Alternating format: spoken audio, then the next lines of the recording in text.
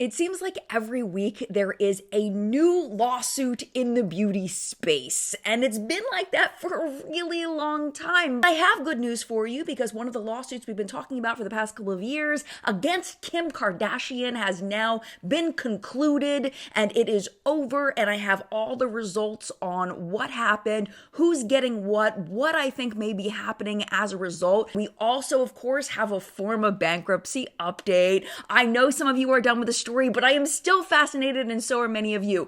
So we will be talking about that. I have one little piece of it that I laughed. Well, I didn't laugh because I was in public, but I had to hold in this laugh like with my entire soul. I'm going to share that with you and see if you find it as amusing as I did. And for those of you that are ingredient geeks like I am, or just interested in clean beauty and whether it really is a thing that you should be worried about or not, I read a very interesting article in Allure about the new Modernization of Cosmetics Act that just passed and how that's going to affect us in the beauty space, which is within the next couple of years. I'm going to summarize that and share that with you. I think you're going to find it absolutely fascinating. And then when we get into the product report, we have a celebrity beauty brand breakup. As it seems, one of the faces of a brand has completely dropped off. Yikes. We'll talk about it. Hang tight. We're getting into it right now. Let's go ahead and start with this Kim Kardashian lawsuit. Now, if you are new here to What's Up in Makeup, first of all, welcome. Thank you for being here and for joining our little community. I may have a little catching up to do with you before we get going. So here is the background on it. Essentially, we're going to rewind back to August, I believe. Yes, August of 2021. It was then that Kim Kardashian filed for her Skin by Kim trademark. She applied for many of them, and this alerted a woman named Sydney Lunsford that there was going to be a company that was going to squash her in search results. So her brand is called Skin Plus, spelled exactly the same way as Kim, but she has a salon in Brooklyn, New York. She'd been operating her business since 2018 and was concerned that her customers were going to have trouble finding her salon because if you type in skin, it was just going to come with all the Kardashian stuff and you wouldn't be able to find her anymore. And this was when I learned about a term that is very important in our space called first to use in commerce. Whenever we talk about trademark and people not filing for trademarks, this is something I did not know until then, is that if you are selling a product, even if you do not have a trademark, if you are selling it under that name, you have some legal protection under the US law under that first to use in commerce clause. If you can prove that you were selling the product first, you technically have rights to that trademark, even if you have not officially filed for it. So that was what Sydney was pushing for. The big issue is that Sydney wasn't selling a directly competitive product. She was a salon that sold other people's products, and Kim wasn't trying to open a salon. She was just trying to sell products. So they were technically in two different classes. So back then, Sydney had issued a cease and desist, which Kim effectively ignored. She went ahead with her branding, went ahead with launching her brand, and that was when Sydney sued her. Now, we don't know exactly what happened behind the scenes with everything, but what we do know is that the case was dismissed with what they call without prejudice, which means that it can't come up again in court cases. Like Sydney can't come back and try this again. It is over. Sydney's company, which is called Beauty Concepts LLC, they're the ones that operate the Skin Plus salon, has voluntarily dismissed their, quote, trademark infringement, unfair competition, and civil conspiracy claims. She's dropped her claims against 9 different trademarks that Kim Kardashian had filed for, and she's also abandoned her own filings that she was trying to get to trademark the Skin Plus name to sell her own skincare products. So what is going to happen next as a result of this? Well, it seems like Sydney is going to continue operating her salon. She is still on Instagram, still posting. Her website is still available to book appointments. It will be linked link down below if you are looking to get some services from her. And as far as Kim goes, this now opens her up to continue production using the Skin trademark, not just Skin by Kim, but Skin. So the question is, will Kim now relaunch her makeup line under the Skin name? So maybe starting with complexion products. I don't know. We will see. I would imagine it will take at least a few months. Maybe we would see something in the late summer, early fall, but we'll just have to keep an eye on it. All we know is that Kim's been hemmed up since 2021 because of this, and now she's free to use the Skin name any way she wants. All right, so this week I went and got my roots done because it needed to happen, and I'm sitting in the chair, and I've got my little, drapey thing on, and my stylist and I were chatting, and she, put all the dye on my roots or whatever, and she looks at me and she's like, it's gonna be about 35 minutes. Do you want me to give you like things to protect your glasses so that you can do something while you're sitting? And I'm like, yes, ADHD will not allow me to sit for 35 minutes doing nothing. So what do I choose to do while I'm sitting there with all the dye on my hair? I decide to start looking at Morphe filings. Forma Brands filings for their bankruptcy as something to do. And I don't know what the people in the salon thought I was looking at, but chances are they did not think that I was looking at a bankruptcy court case, because I went from like gasping in surprise to like holding back a laugh so hard that I just couldn't, like, it was so hard to just not go and just laugh out loud at what I had found. So let me share it all with you, like we're gossiping in the salon right now, because honestly, all of this that I'm talking about today is just like beauty salon gossip. There's nothing of real substance here. I'm just letting you know ahead of time, but I think that it's very interesting. Some of the stuff very strangely has a filing date of early February, which is super weird because it's early March, but there's still some things that I did not know that's very interesting, starting with a man named Miles McCormick. And if you've never heard of him, he used to be CEO of Forma for a couple of years. He was CEO. He's also CEO of Key Sunglasses. He is no longer CEO. He stopped being the former CEO in January of 2022. And it turns out he got quite a sweet severance package, according to filings. I told you, it's like nothing of substance, but it's interesting. So according to records, they've been paying him $25,000 a month for the past 25 months, which ends up being over $6 million that he's gotten as a severance so far. That's real sweet. Good for him for working that out. That's a lot of money. What is also a lot of money is we finally know at least I finally found, I'm not sure if this was published before, the exact amount of how much Forma owes down to the penny. So they owe $879,370,491.19. And that does not include the disputed things that are happening. So there's a bunch of things listed as undetermined amounts because they're either in litigation or they just haven't worked out the details of it. So that's not including that stuff. So they owe a lot of money. Now keep that number in mind because we also know how much they have in their bank account right now. So as of February 9th, they may have more at this point. It's been a month, but they had $124,000 to their name with over $879 million in debt.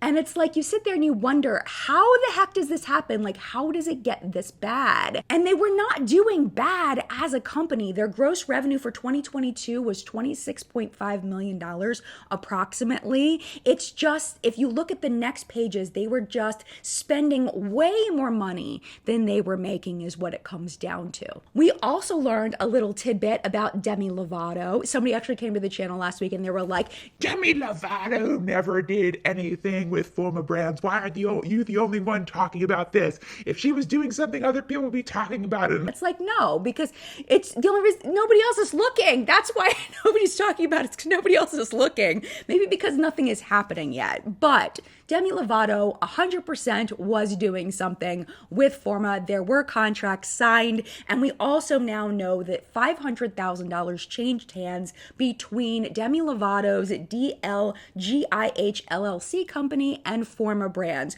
So it was for a prepaid royalty marketing. So it sounds like to me, based on that, since it uses the word royalty, that this was paid from Forma to Demi Lovato, this $500,000. It sounds like they were paying her to promote the product when it launched, and they were giving her $500,000 to do that. But honestly, I'm not 100% sure, so I don't want to say I'm 100% sure. Now, this is the part that I almost lost it in the salon. So we found out the different URLs, the different domain names that Forma Brands owns. And it is not unusual for a company that owns a domain to buy alternate domains. So like, for example, I have madmarshmallows.com because that's my little company I have on the side, but I also own madmarshmallow.com because I want it to redirect. If someone types it in without the S, I want it to redirect to my website. So I bought both. And that's exactly what it looks like Forma did for Jaclyn Cosmetics. Now, if you go to these websites,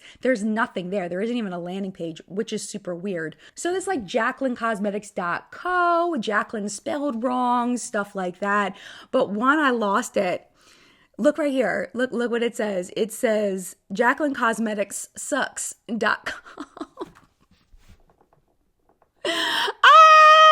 I died. I read that because I'm sitting there like reading all these normal domain names, and then I came across that one and I died. So what I would imagine the reason why they created this is that so no one else could buy it and then create like a trash website. But the thing is you'd have to buy so many domain names. It's just going to encourage people to get more creative. And it's like Jaclyn Cosmetics is trash.com. Jaclyn Cosmetics is awful.com. I hate JaclynCosmetics.com. Like they don't have any of those domain names. So, I don't see why they would get that one, but I just thought it was really, really funny. And remember, these are owned by Forma, not Jaclyn Hill. And that's because Forma owns Jaclyn Cosmetics. Jaclyn Hill does not own it. But what I also found interesting and maybe confusing, so I'm hoping I don't confuse you with this, is that Forma also owns the REM Beauty website. I would imagine this is one of the things that Ariana Grande is trying to get from Forma in their $15 million buyout that they're trying to do. Because what happened with Ariana Grande and REM Beauty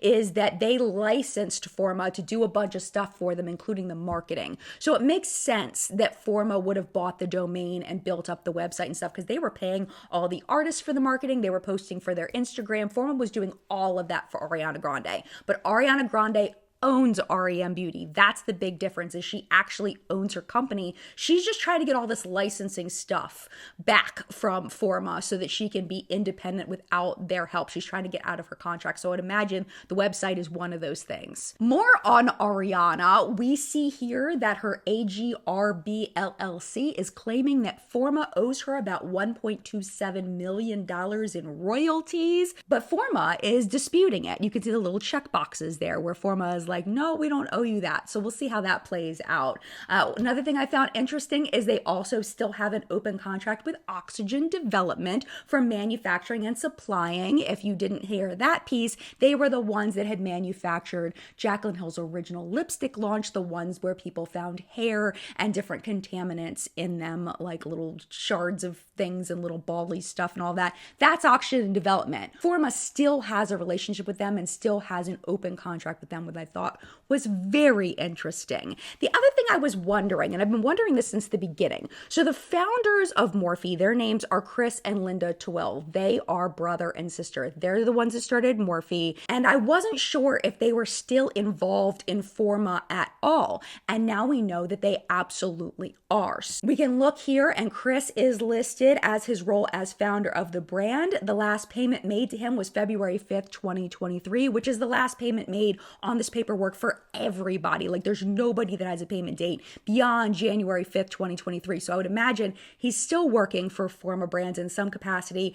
Salary and benefits is what he was being paid for, but it's not a lot of money. Like it's very little. It looks like he's only paid $1,300 a month, which is not a lot considering he's the founder of the brand. I don't know. I thought that was really weird, but he didn't always only make $1,300 a month. Back in January of 2022, he was making about $10,000 per month. So that's a huge discrepancy. So his role in the company must have gone down at some point. It's the same thing with Linda. It seems like it's a very similar timeline. So if you look at Linda's, in January of 2023, they were paying her $818 a month, where in January of 2022, she was being paid $10,500 a month. So the point is, in case you were curious, they're still involved in Forma in some capacity. We just don't know how much, and it doesn't look like they're super involved. So that is it on the Forma stuff this week. I'll keep an eye on the new filings. There may be an update next week, or we may not get anything juicy. If we don't, then I'll just skip it next week,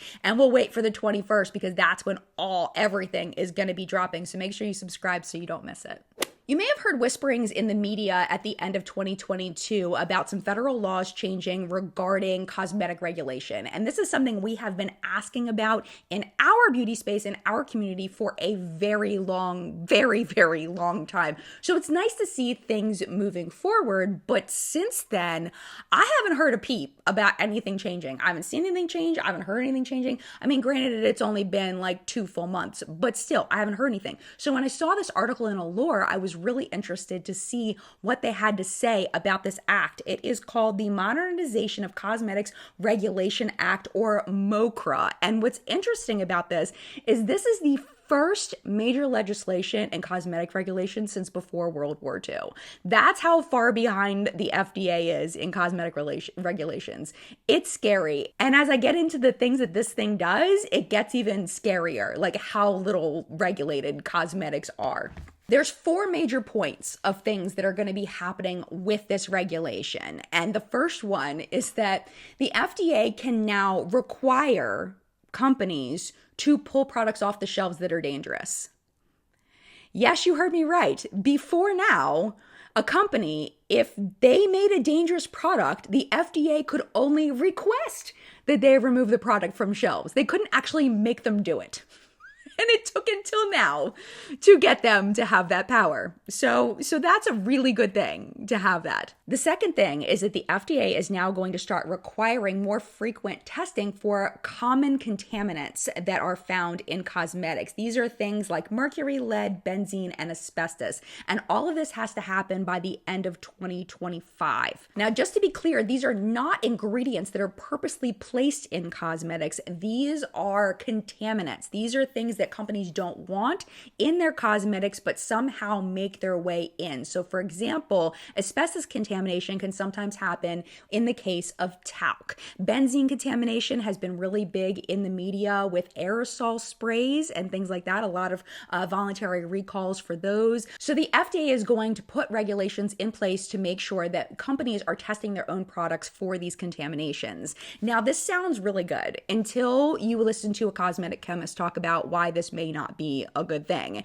And thankfully, it is our friend of the show, Perry Romanowski, who spoke with Allure to talk about this. And essentially what he's saying is that they used to only be able to test for contamination at like a parts per million level, which is when things start becoming dangerous. Each contaminant has its own level of when something is dangerous to people. But now we can test, because our technology is so much better, we can test to the parts per trillion, which is insignificant for contaminants in the human body. I mean, it's a part per trillion is nothing. So his point is, if you look at a lipstick and you look at a part per trillion as far as, let's say, lead contamination in a lipstick, probably almost every lipstick is going to be contaminated. And it's going to freak customers out for no reason, because we are in a dose that makes the poison kind of situation. So yes, this testing is really, really good, and I'm so glad that it's happening, but hopefully they have it based in science and that they look and see how much contamination you need in order to even be potentially dangerous to humans and set those levels there, instead of freaking out over this teeny tiny dot of something in a giant vat where it's not even going to make any difference to anybody, but they did technically find it. So I'm crossing my fingers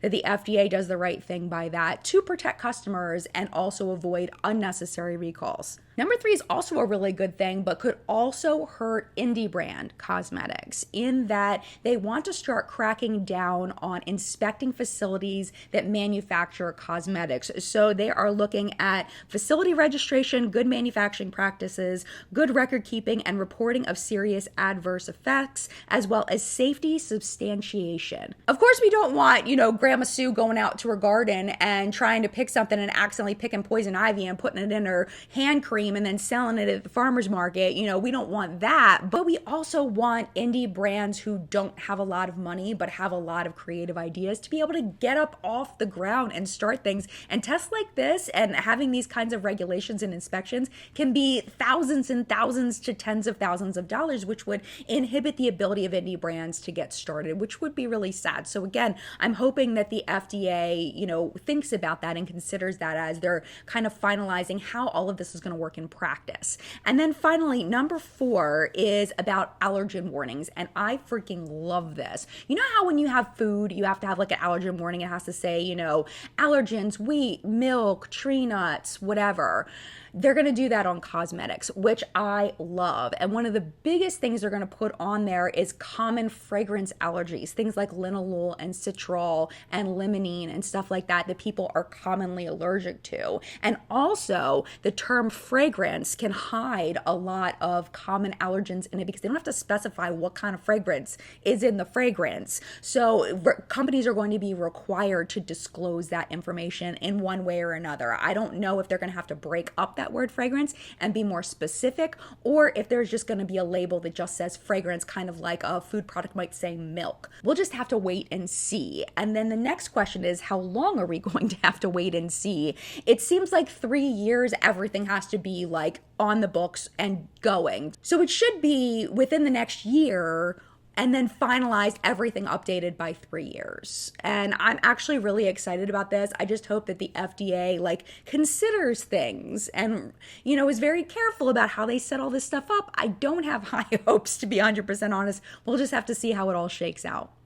And for our last top news story, my UK friends, this one is for you. You are getting a Sephora brick and mortar store. It is launching in Westfield White City in West London, this coming Wednesday on March 8th of 2023. I am so excited for you because you are getting something that none of us anywhere else have, and it is a lip bar, which sounds super fun and very cool. That will be there. You are also getting beauty services and treatments in their beauty hub, like a lot of us get in our Sephora stores. Excited for you to see that. They're also highlighting in press the hot on social corner. So they're going to have like a display that has all the stuff that's trending on TikTok and stuff like that. But another perspective comes from another friend of the show, Carolyn Hirons, who is a skincare expert in the UK, and she does not have high hopes for Sephora in the UK. She feels like the competition is too steep over there, that you already have Space NK, that nobody is going to go to Sephora. There's already established companies, and Sephora is really going to have to work hard in order to stand out over there. If you live in the UK, I would love to know what you think.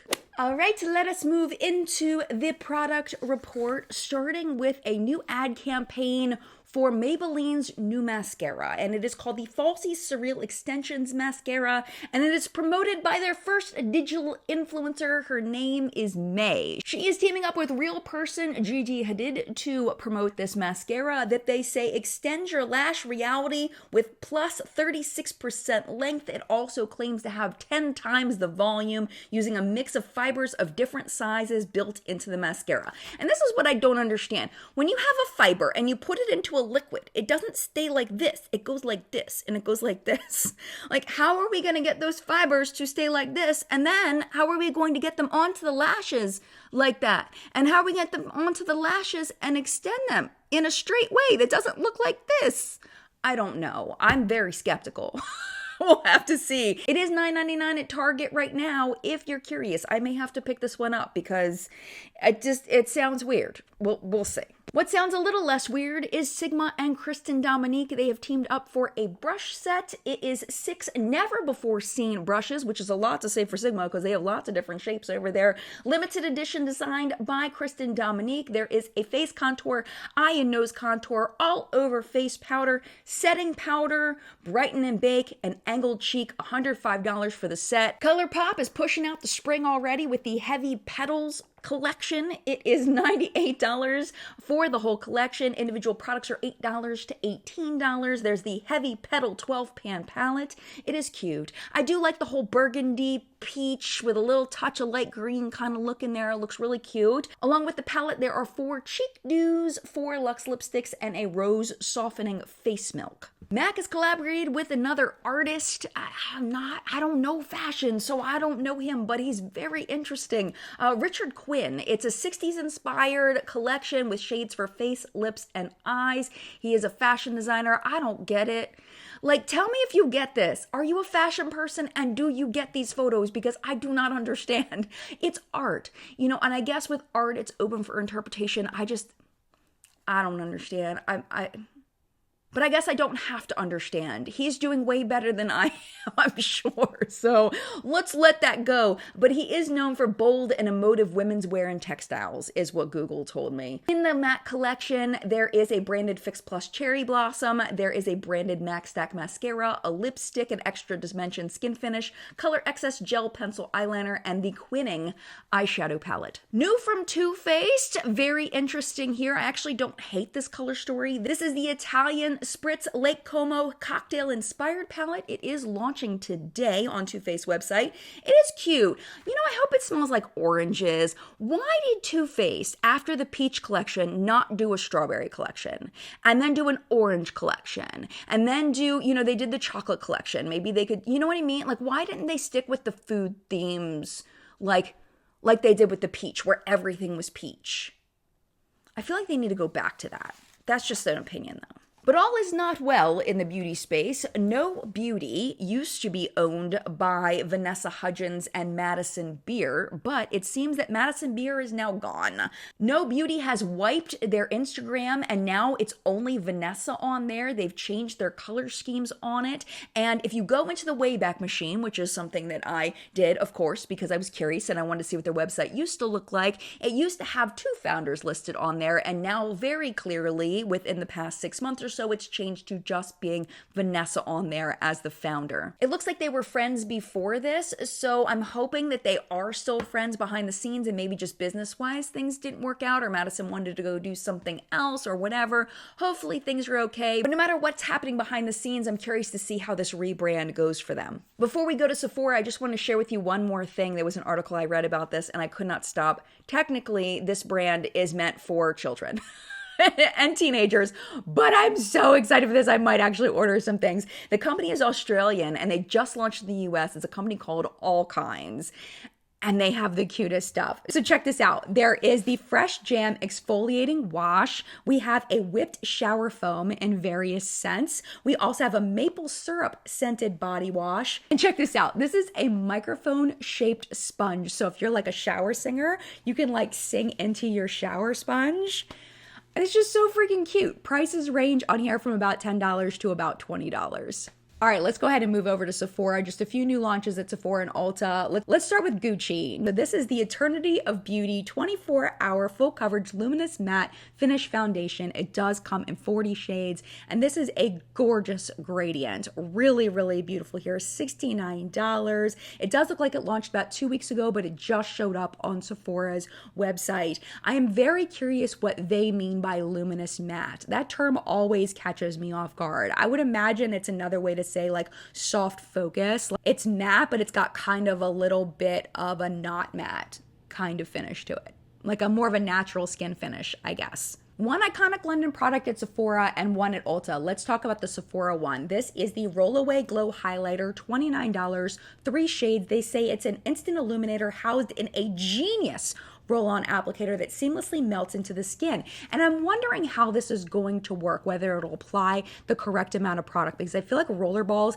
can either just leave all this goopy come out and it's way too much, or it can like not put on enough. So the texture of the product inside really has to be perfect. I wouldn't say a rollerball is genius, but it is unique in the space. If you were looking for the Natasha Denona Love Face Eyeshadow and Cheek Essential Palette, it is finally at Sephora. It's like, I know people have been telling me they've had a really hard time finding it. It did launch at Ulta, I guess it was maybe a week or two ago, but now it's finally at Sephora. If you were looking for it, it is $62. Have you tried it yet? What do you think? I would love to know in the comment section down below. Givenchy has released their Prisme Libre Skin Caring Corrector, $37. 2 shades. It is funny how color correctors seem to be coming back. I feel like this is very 2014. Not that it's a bad thing, but I think it's very interesting that, you know, how cycles, things come back. They say it is a multi-purpose color corrector that conceals imperfections in even skin tone while supplying up to 24 hours of hydration. And I have to ask you a question about this picture. Do you think this photo was retouched? Like, look at the little fine lines under her eyes. Do you think they retouched this? That's, maybe I'm being nitpicky, but it looks like it might be a little bit retouched. We have one product that is coming soon. It's coming on March 12th. It is the IT Cosmetics Bye Bye Dark Spots Concealer and Serum with niacinamide and hyaluronic acid. It is $30 and it does come in 18 shades. Considering it has a relatively moderate size shade range, it does look like a pretty nice gradient there. They say it is a concealer and serum that provides instant medium coverage and clinically fades the look of dark spots and other skin texture concerns over time. And I guess that's because of the niacinamide that's in there. Honestly, it looks like a bougie version of Maybelline Instant Age Rewind, but that is a very loved product, so we'll have to see how IT Cosmetics pulls it off. Moving over to Ulta, just 4 products to share with you. We have the Iconic London, which we talked about Iconic London earlier. Here's the second product, the Multi-Use Lip and Cheek Palette, $49.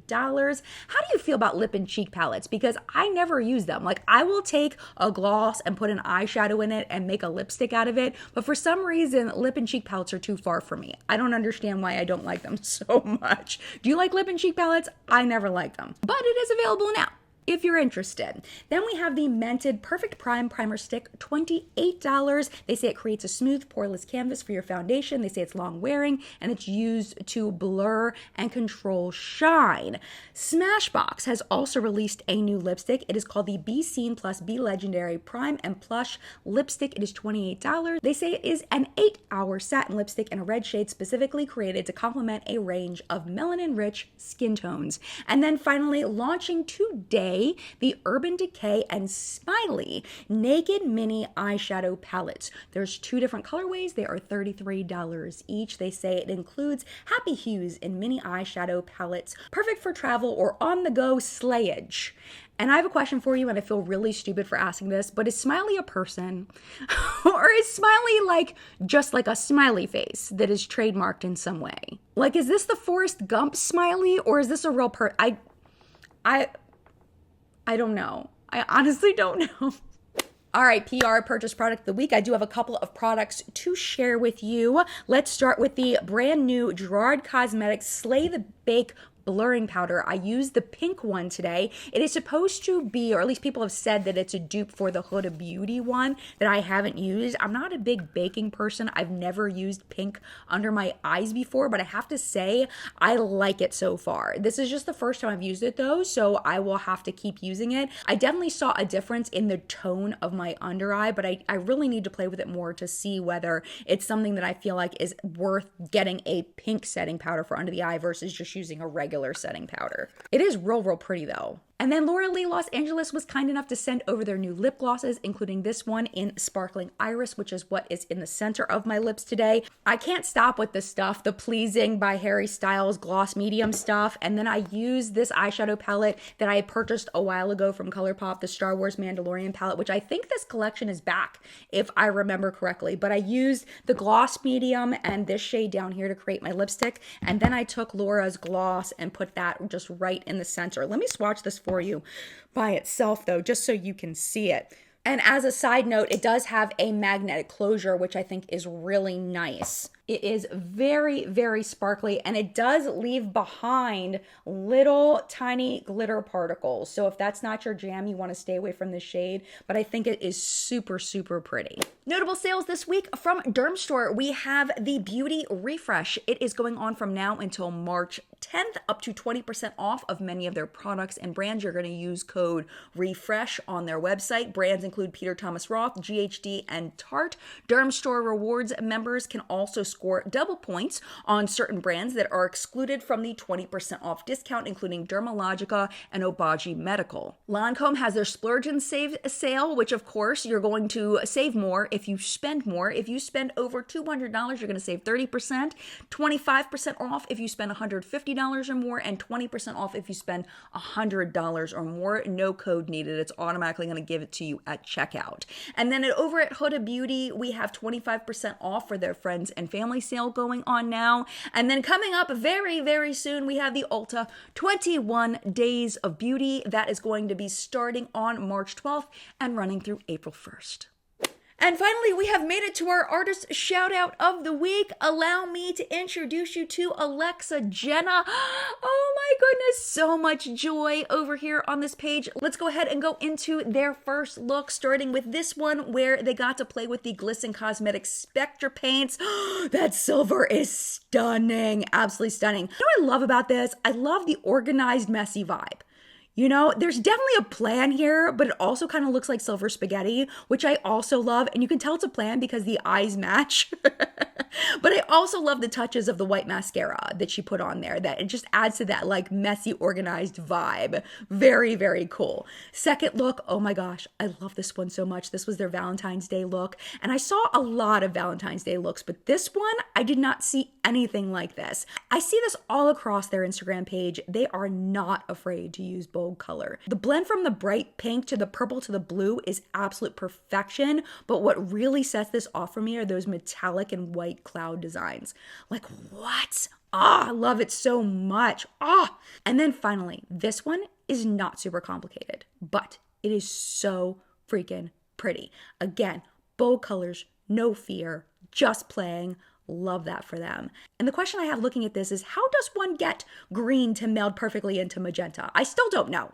But somehow they were able to do it, and I love that so much. I also love the blue accents with the dots in the lower lash line. Like, no fear, just fun stuff. It makes me smile. I love it so much. I just followed them over on their Instagram page. As always, Instagram links for the artist shout out of the week are listed in the video description. And that, my friend, was What's Up in Makeup this week. Thank you so, so much for watching. And of course, thank you as always to the What's Up in Makeup Facebook hunters. Their names are scrolling below me. Thank you so much for all of your submissions this week. I appreciate you oh so very much. Thank you, thank you, thank you. Our chat today will be at 5 p.m. Eastern Time. Hopefully you can make it. I will be at my market in the morning, so I will see you at 5 p.m. We're going to be hanging out talking about makeup. Hopefully you can join us.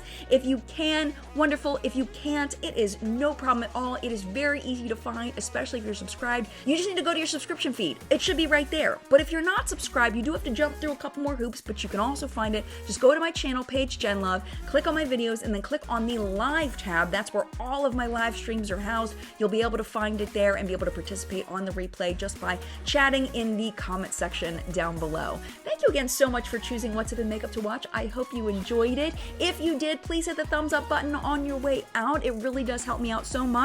But if you are not ready to go, I totally get that. I would love for you to stay. YouTube should be recommending a couple videos for you right over here to watch, including last week's episode of What's Up in Makeup. I'm going to put that there for you. YouTube's going to pick one for you up here. But if you do need to go, totally get it. No problem at all. Thank you for hanging out as long as you did. And mad love to you. I will see you back here next week.